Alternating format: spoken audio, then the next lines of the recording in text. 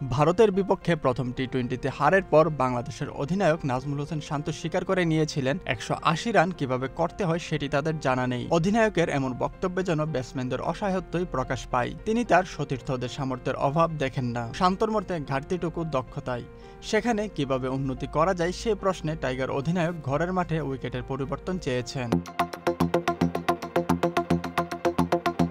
শান্ত যে ভুল বলেছেন সেটি বলা যাবে না, অন্তত পরিসংখ্যানই প্রমাণ করে দেয় ক্রিকেটের এই ফরম্যাটে দ্রুত রান তোলায় কতটা পিছিয়ে টাইগার ব্যাটাররা। দ্রুত রান তোলার তালিকায় বাংলাদেশের চেয়ে বেশ এগিয়ে বেলজিয়াম, স্পেন, রোমানিয়ার মতো দেশগুলো। শুনতে অবাক লাগলেও পরিসংখ্যান সেই কথাই বলছে। পরিসংখ্যান বলছে সর্বশেষ ১০ বছরে ৬৮ টি-20 ম্যাচে আগে ব্যাট করেছে বাংলাদেশ। এর মধ্যে ৬৭ ইনিংসে গড় স্কোর ১৪৯.২ বা প্রতি ওভারে গড়ে ৭.৪৬ করে রান তুলেছে বাংলাদেশ। জিতেছে ৩০ ম্যাচ ও হার ৩৬ ম্যাচে। গত ১০ বছরে আন্তর্জাতিক টি-20তে আগে ব্যাট করে দ্রুত রান তোলার তালিকায় বাংলাদেশ ৪৩তম।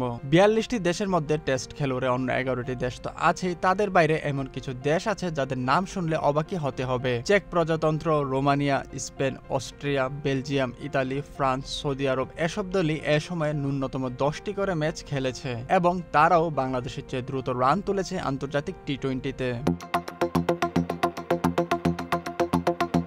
আগে ব্যাট করে বাংলাদেশ যেখানে ওভার প্রতি রান তুলেছে ৭.৪৬, সেখানে চেক প্রজাতন্ত্র ৮.৯২, নেপাল ৮.৫৮, কানাডা ৮.৪৩ ও রোমানিয়া ৮.৩৪ রান তুলেছে। এই পরিসংখ্যানই প্রমাণ করে টি-20তে কতটা পিছিয়ে বাংলাদেশের ব্যাটাররা। পরে ব্যাটিং করে লক্ষ্য তাড়া করতে নেমেও যে বাংলাদেশ ওভার প্রতি গত ১০ বছরে খুব বেশি রান তুলতে পেরেছে তা নয়। এখানেও ভয়াবহ অবস্থা টাইগারদের। পরে ব্যাট করে দ্রুত রান তোলার তালিকায় বাংলাদেশ ৩১তম। গত এক দশকে ৬৮ ম্যাচে পরে ব্যাটিং করে ৬৭ ইনিংসে ৭.৫১ গড়ে রান তুলেছে বাংলাদেশ।